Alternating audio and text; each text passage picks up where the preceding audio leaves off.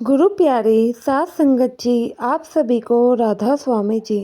सात संगत जी, बाबा जी हमेशा ही फरमाते हैं कि उनके लिए कोई भी अपना या फिर कोई पराया नहीं होता है। कोई भी गरीब या अमीर नहीं होता है। बाबा जी के लिए तो हम सभी बच्चे एक ही जैसे हैं।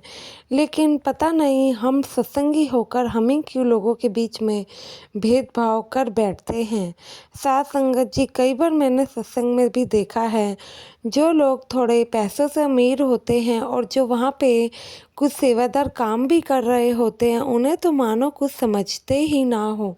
तो साथ संगत जी, वीडियो शुरू करने से पहले आप लोगों से एक छोटी सी विनती है कि वीडियो के अंत तक ज़रूर बने रहें, और संगत के अपने इस चैनल को आप लोगों ने सब्सक्राइब नहीं किया है तो ज़रूर कर लीजिए।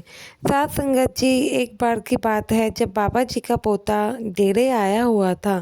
साथ संगत जी, जब बाबा जी का पोता डेरे में आया हुआ था तो वह बाबा जी से मिलने आता है। बाबा जी के पोते की उम्र 12 से 13 साल के करीब होगी। तो वह जब बाबा जी के पास आता है तो क्या देखता है कि बाबा जी अपनी कोठी से बाहर सेवादारों और जत्थेदारों को दर्शन देने के लिए निकल ही रहे होते हैं। इतने में वह बच्चा वहाँ पर आ जाता है। तो वह बाबा जी से जिद करने लगता है, कहता है कि मैं भी आपके साथ जाऊंगा। तो बाबा जी कहते हैं कि बेटा तुम कैसे जाओगे, मैंने काफ़ी संगत के पास जाना है, काफ़ी सेवादार हैं, तो मुझे टाइम लग जाएगा और तुम वहाँ पर थक जाओगे।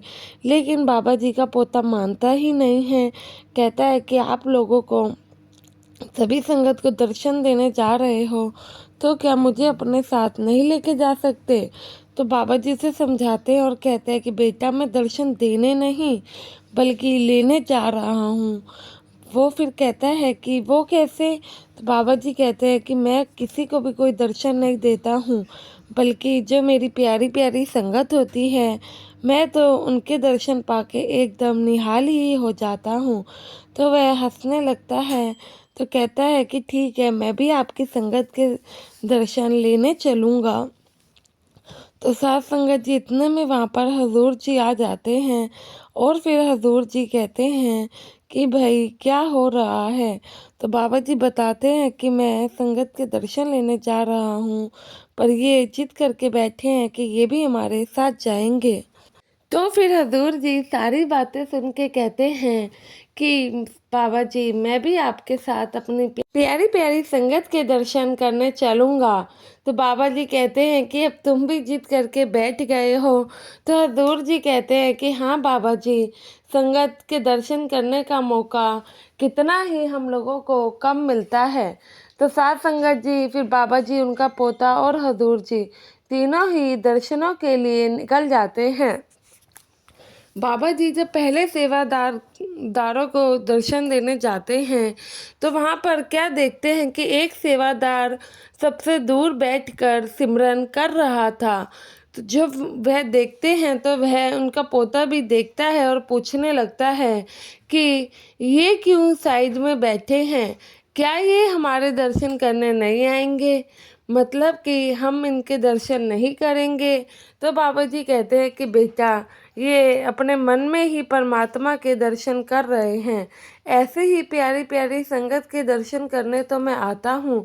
हमारी संगत सच में कितनी प्यारी है, जो कि मालिक को अंदर से पाना चाहती है। तो साथ संगत जी, वहाँ पर बाबा जी पैदल चलकर सभी सेवादारों को दर्शन देते हैं, पर वो सेवादार भाई काफ़ी लंबे समय तक सिमरन पे बैठा ही रहता है। तो बाबा जी का पोता कहता है कि क्या मैं इन्हें जगा दूं।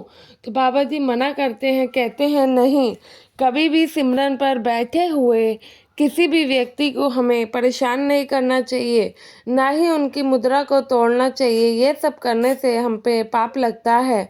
तो वो कहता है कि वो कैसे। तो फिर बाबा जी कहते हैं कि वह मालिक की भक्ति में बैठा है और आप उन्हें तंग कर देंगे तो इसका पाप आप ही को लगेगा, तो कभी भी हमें ऐसा नहीं करना है। तो वह समझ जाता है और फिर बाबा जी के साथ आगे और भी संगत के दर्शनों के लिए चल पड़ता है। तो साध संगत जी, बाबा जी हमेशा ही अपने सभी सेवादारों से प्यार करते हैं और हमेशा ही बाबा जी कहते हैं कि मैं तो एक आम इंसान हूँ, आप सभी की तरह एक छोटा सा सेवादार हूँ।